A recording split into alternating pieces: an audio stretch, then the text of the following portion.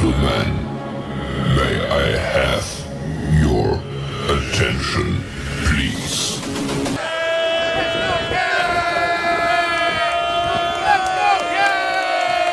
The show starts in 3, 2, 1, go.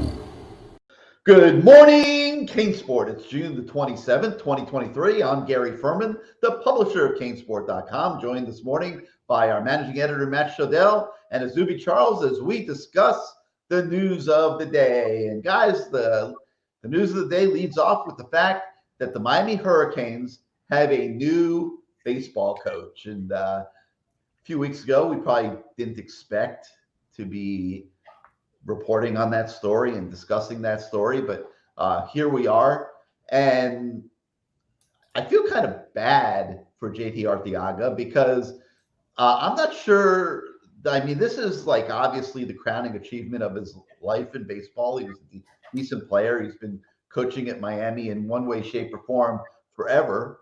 But I'm not sure that his hiring here is creating this great celebration amongst the fan base that Miami baseball has. I think that there was a feeling, at least judging by some of the message board posts and some of the phone calls that I know I received yesterday. Not that there was anything I was going to be able to do about it, but I think that there was the hope that Dan Radakovich was going to be able to go out after some struggles that the baseball program has had for a while now, and bring in some new blood, some fresh faces, some fresh ideas, and try to revitalize this Miami baseball program back into being one of the top programs in the country at a time when you're watching the Florida Gators play for the national title. So it's game on in the state of Florida for baseball for sure.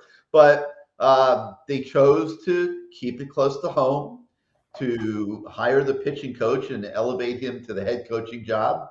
And Matt, we heard that they did take a look at the Wake Forest coach and they took a look at the coach at Duke and were rebuffed in both of those places. And those would have been decent hires. But then just decided not to go any further than that and promote Arteaga. And your thoughts just on how it played out and more significantly, the fan reaction.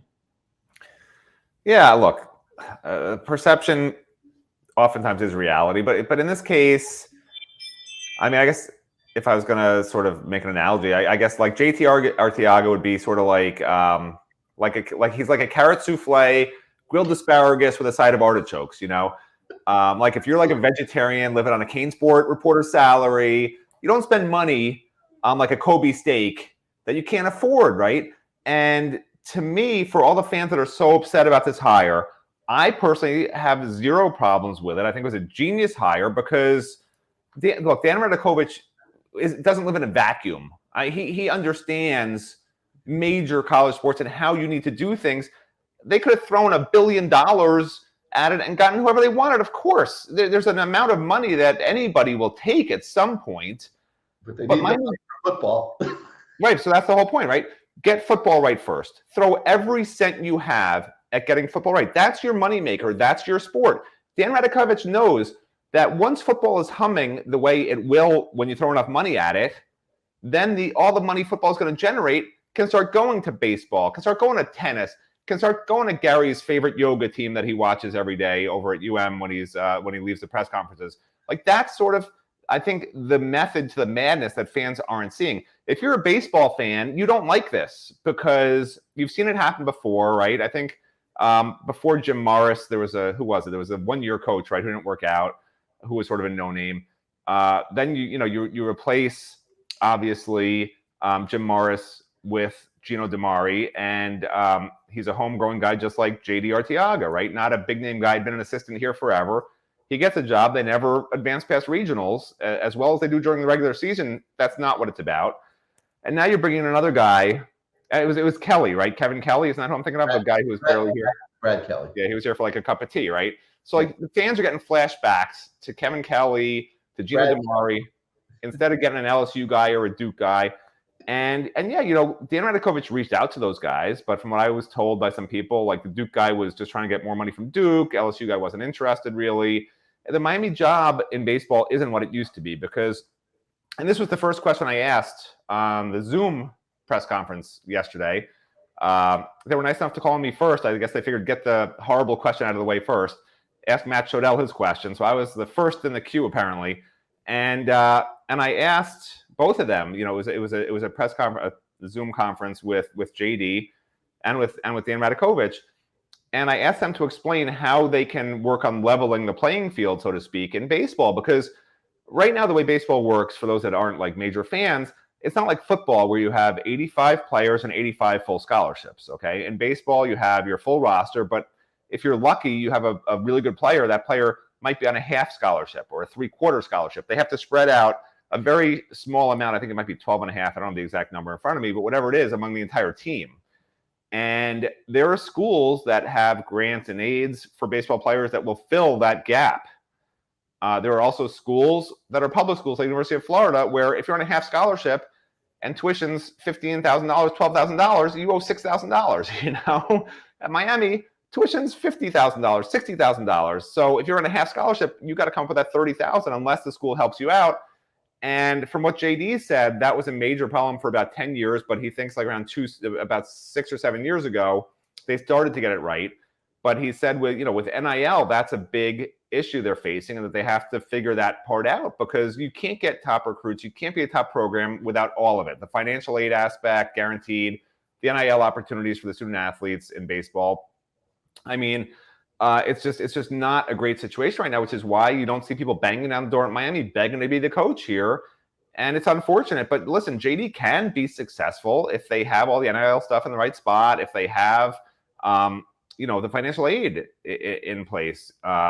So to me, it is about football, though. And if you're a football fan, you're saying this is an extra $3 million now for football, right? Because if they had gotten a LSU coach or a Duke coach, you're talking about $5 million plus over multiple years for him and his coaching staff.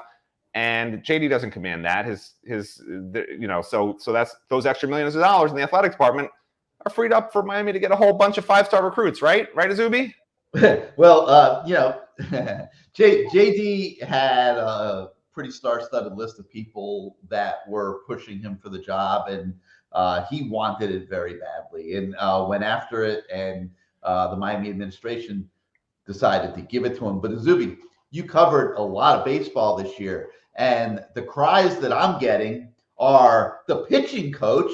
Pitching was what blew this team up this year. It was one of the best hitting teams in college baseball. And the pitching is what let Miami baseball down this year. Why are they elevating the pitching coach to now be the head coach? And I'm not lining up for or against this hire by any stretch of the imagination. I don't profess to be an expert on the hiring of baseball coaches. I'm just like hearing what everybody is saying. And Azubi, your thoughts after watching the team so much this year. Are the fans right? Are the fans wrong? The ones that are saying, whoa, wait a minute?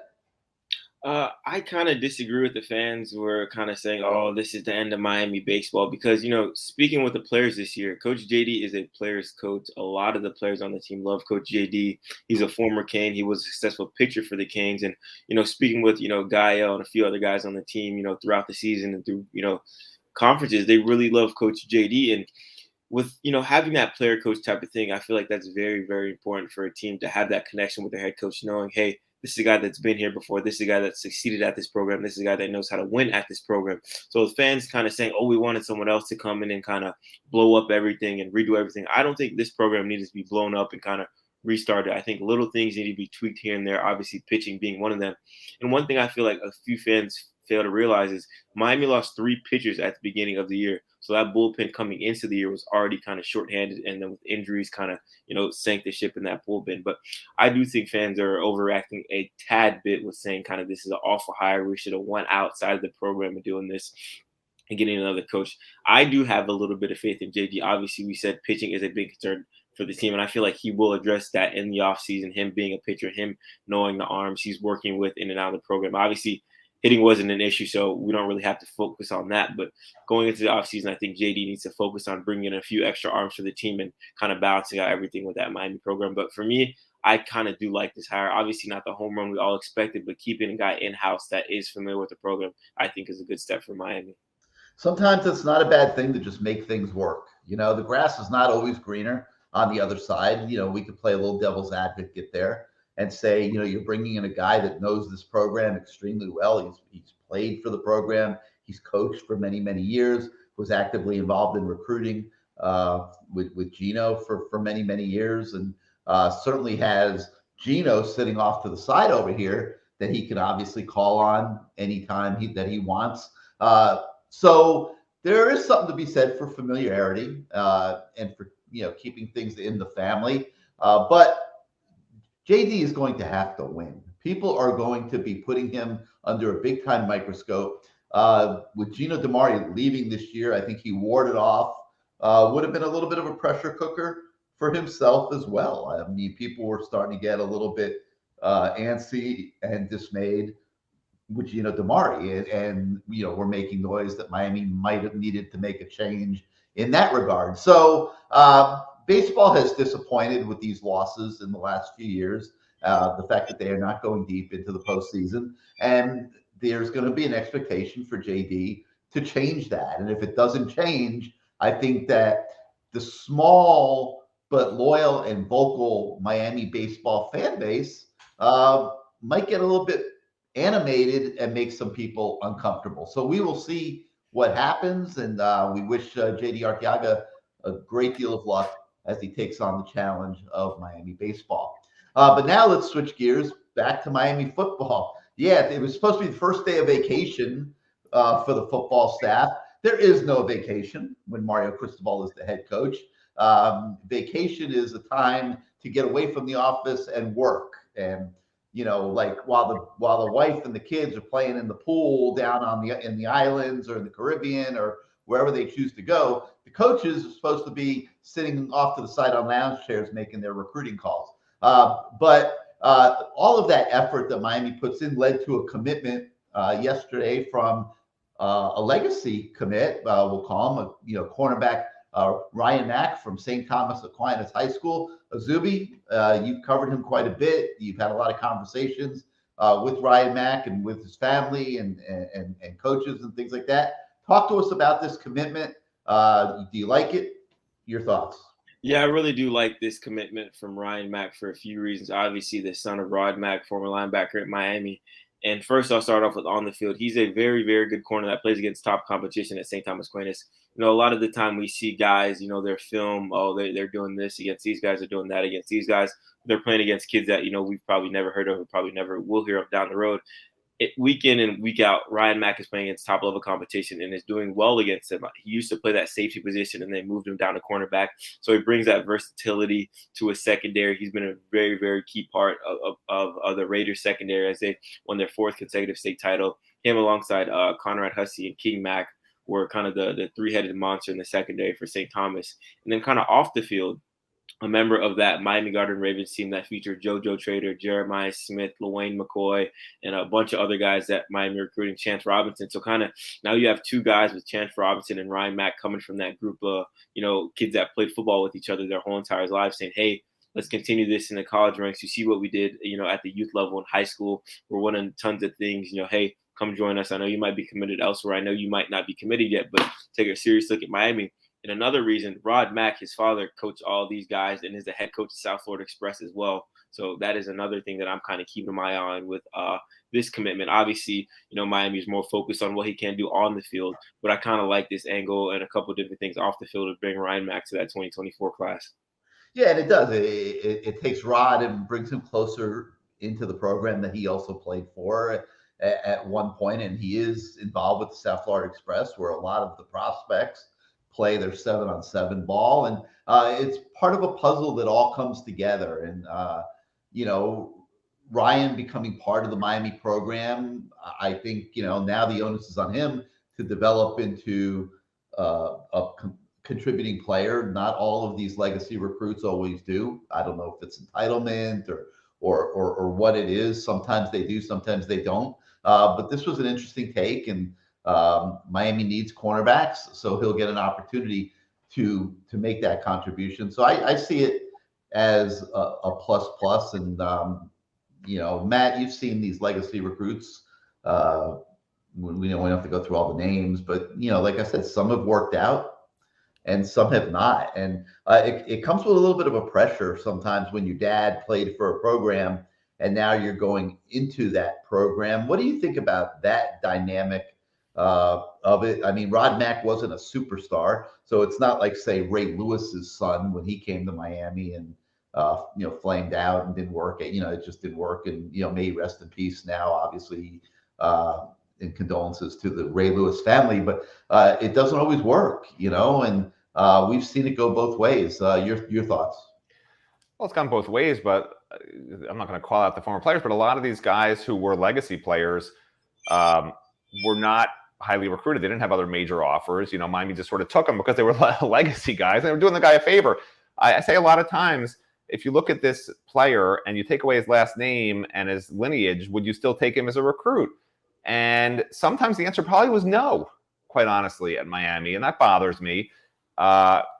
So in this particular case, he had other offers from major schools. I like the Rod Mack connection just because, like as Zuby touched on, there's nothing better than having a major college producing coach, which is the South Florida Express. They have a lot of talent. Knowing the intricacies and the inner workings of a program where he can speak to his own players, not just this year but beyond, and say, my son's there and here's how they're helping him. Here's how they're developing him. Because Rod Mack's not going to know the same thing about every other player, former player from his team. That's just not the relationship father-son has versus a coach-player. So I think that really benefits Miami, behooves Gary, you could look it up. It behooves Miami tremendously moving forward. Now, I don't know if it's going to have an impact this year. Something strange about this year already is even with this commitment, which I think was the 13th commitment, Miami's at under 40% from the state of Florida. Forget locally. From the state of Florida in this recruiting class, they're under 40% total from the state, which is shocking to me.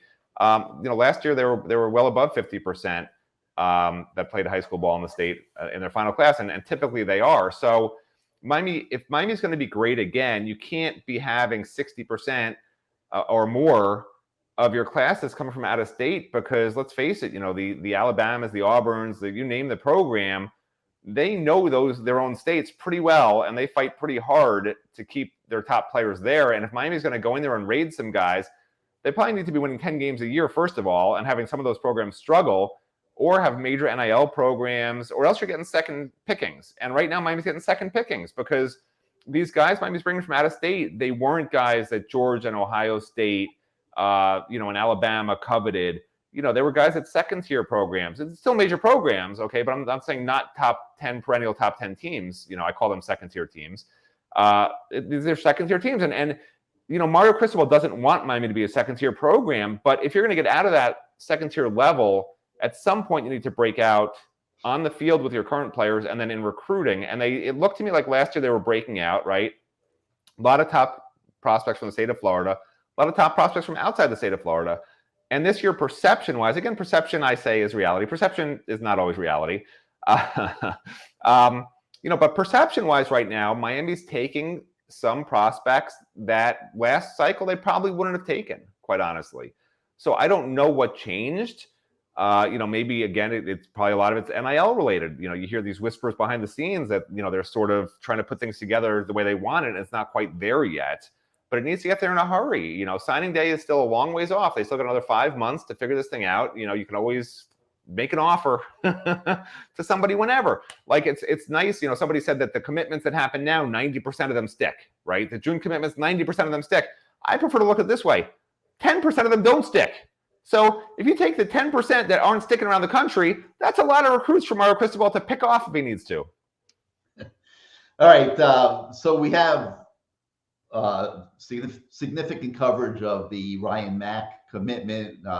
We analyze his game, so make sure you take a look at that. But we also have a very unique story on the site today that I wanted us to talk about a little bit. And, it evolves around Miami Booker T. Washington head coach Tim Harris. Those of you who have followed South Florida high schools, you know the name. He's a legendary high school coach. He's now back at Booker T after coaching in the Miami program for a while. And, they've won state titles in 2007, 2012, and 2013 under him before he came to Miami. He coached the running backs under Al Golden. He worked as an assistant to head coach under Randy Shannon. So he's been around a little bit. And now we talked to him about his perceptions of how Mario Cristobal is doing and the current state of the Miami Hurricanes. Matt, you spoke to Tim Harris Sr. extensively for that story. We'll let people read it and engage their own opinions for themselves. But what general thoughts did you walk away from that story with? Well, I would strongly encourage everybody to not read the story because it's going to get your hopes up. You're going to wind up being disappointed. I mean, I've known Tim Harris for a long time. He's a fantastic person, fantastic coach. I mean, you're not going to meet a better human being, quite honestly, in your life if you're comparing him to Gary Ferman. And what I would say about Tim Harris and this interview that he did is I think he's a little overly optimistic. Tim. Well, his son's on the coaching staff now. So well, that might skew. The Harris family is saving Miami football. Well, I asked Ice. I said, listen, when's Brandon going to be coaching? When are you coming back? Why are you letting Tim Jr. get all the glory? I did say that to him. I probably shouldn't have. But anyway, so he's been here before. He's been at UM before. He worked under Randy Shannon also, and he knows what championship level players look like in high school and at the next level in college. He knows it firsthand. And so when he says the things he says in this story, I just started thinking to myself, am I the crazy one? Am I the one who's Mr. Negativity? Because Ice Harris knows way more about every single aspect of football than this, it's not even close. It's not even close. So I don't know if he was joking. Maybe he got home and had a big laugh about how great Miami's going to be and how he told the reporter Miami's going to win it all and shock the world. But if he didn't go home and have a great laugh about how he, is messing with everybody, then, I would encourage everybody to probably take his opinion over mine just slightly.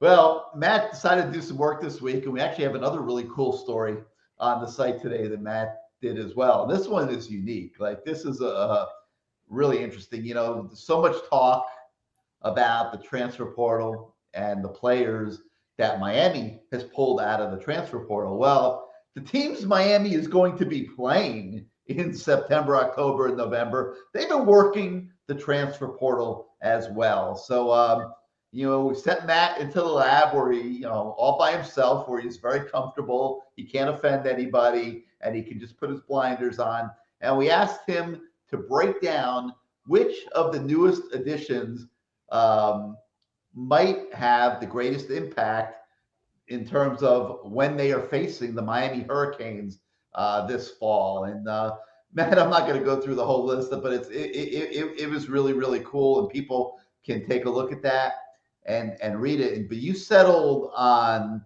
cornerback Fentrell Cypress, who went from Virginia to Florida State as your number one most likely guy to impact the game against the Hurricanes this fall. Talk a little bit about how you settled on that and just the process that you went through and how you feel it came out in the story. Well, I was forced to settle on that because the assignment I was given by Vladimir Putin and the On3 Collective told me to look at the On3 list that they put together of the On3 transfer portal people and put them in order of Miami's opponents. And then I did some research on each of those 10 guys, and those are your top 10. I didn't come up with this list, okay? I was handed this list by a dictatorial, authoritarian regime, okay? And I know they're going to edit this part out. I'm going to be poisoned tomorrow, just like that poor guy in Belarus. I'll be, How long do you think that guy in Belarus? How long is he going to be allowed to live? All, Belarus won't even acknowledge that he even got there. I don't even think he got there. As of last night, when I last looked at the news, Belarus was like, we have not seen him. We do not know where he is. You guy's definitely dead. That guy, you're not going anywhere near Belarus. The guy's definitely dead. And that was my Belarus impersonation. I don't know if that's a Belarusian talk or not. but I don't think Anyway, anyone's gonna kill you. Like I think you'll be around for a while. So Well, this is all getting edited out anyway because I already revealed the authoritarian regime we work under. So 5 of the 6, you could go back, and this part doesn't have to be edited out now. Okay. On3 did a wonderful job with these rankings. I used their list. It was fantastic. I've never seen. It blew my mind the research that these On3 people put into this list, just ranking the top thousands of transfer portals. I don't even know how they did it. It's like they picked out of a hat random. No, we can't say that. They'll kill me for that. You gotta give them some credit. They definitely did not pick out of. They definitely did not pick out of a hat randomly. This was a concerted effort by them. They broke down the film on all 1,000 portal people, and they put them in exact order of where they should be and how good they're going to be this coming season. For sure, it is a perfect list. You guys can check it out on the website this morning. But I will tell you, 5 of the top 6. Apparently, On3 is run by FloridaState.com because 5 of the top 6 on this list are at Florida State now. Holy cow! Look at that. You're right. Yeah. That is absolutely. That wasn't my choice. I had no choice. Fear the transfers at Florida State when the Canes travel to Tallahassee in November. But let's give him a little bit of credit, though. They're like this Central Cyprus kid. He started 15 games in 4 years at Virginia. So, yeah. I did research all of them after I was forced to put them in this order. So, yeah, I mean, they're legit prospects. It's not like they're nobodies who just. LSU and UCLA wanted them in addition to Miami. Right. No, these guys are real. They're real. I was somewhat tongue-in-cheek. I mean, I don't know about number 2, an offensive tackle, Jeremiah Byers from UTEP. Yeah, Miami wanted him. What do you mean you don't know about him? I mean, he's coming from UTEP. I mean, and he's the number 2 guy that's going to impact the season. I mean, we'll see. I mean, the tight end, Jaheim Bell. I mean, I would have gone right to Brennan Armstrong going from Virginia to NC State. I think. Listen, anybody whose birth name is Jeremiah and he doesn't go by Jeremy or Jer, you don't want to be dealing with that dude. Okay, he's going to kick some butt. Yeah, but it's really an interesting story, not the kind of story that you see every single day. So I urge everybody to take a look at that one as well. All right, so we got some other recruiting stuff on tap for you guys today. We catch up with Melbourne Ugali 2026 cornerback Xavier Harris. Has a lot of interest in Miami after picking up an offer from the Hurricanes earlier this month. So check out what he sees. What he sees in the Hurricanes and why he's interested. There's a little bit of a unique twist to that story. And also, we were out at the Mario Cristobal 7-on-7 and offensive line, defensive line camp on Sunday. And Azubi put together a little bit of a notebook on some of the things we saw. Azubi, they had a lot of kids out there on Sunday. I mean, they were just piling in left and right all morning, 25 7-on-7 teams. The rain didn't stop the games. They ended up playing well past dinner. And we talked a little bit yesterday, I guess, or the Orlando Jones was the big winner. But some of the individuals were worth watching as well. Tell me the one guy that made the biggest impact on you out there on Sunday. Yeah, I'm going to have to go with Jones, wide receiver 2025, Vernell Brown III. He was pretty unguardable, I would say, throughout the whole entire tournament. I think every time you turn your head to watch the Jones teams play, you see, a deep pass going to him jumping over a defender, him, running a very good route. And he had the attention of the entire Miami staff in that final game and had the attention of everyone else in that IPF, that final game. I believe Miami Central threw 5 different defensive backs on him during that game, and he scored 4 times. So anyone who, matched up against him couldn't do anything. And at first, you check out his profile. He's an unranked guy, but you see him perform, and it's just like, how is this kid under the radar? Obviously, he wasn't at Jones last year. He was a smaller program. But I think he was, if I had to give out an MVP award for that entire 7-on-7 tournament, it'll go to Vernell Brown III. Also, on the offensive defensive line side of the ball, I'd give it to Armando Blunt. You saw it, Gary, every person he matched up with, it was like putting a 5-year-old against a grown man. The kid is just far, far superior and better than, most of the 2025 guys and 2024 guys out there yesterday. So I would say my 7-on-7 MVP was Vernell Brown III. In my offensive defensive line MVP was Armando Blunt out of Miami Central. Yeah, incredibly quick, very impressive.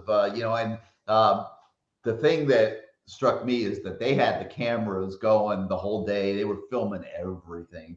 And getting all those kids to campus gives Miami coaches a great opportunity to take a look at the kids they want to see athletically and in a little bit of a different setting than the typical high school football game.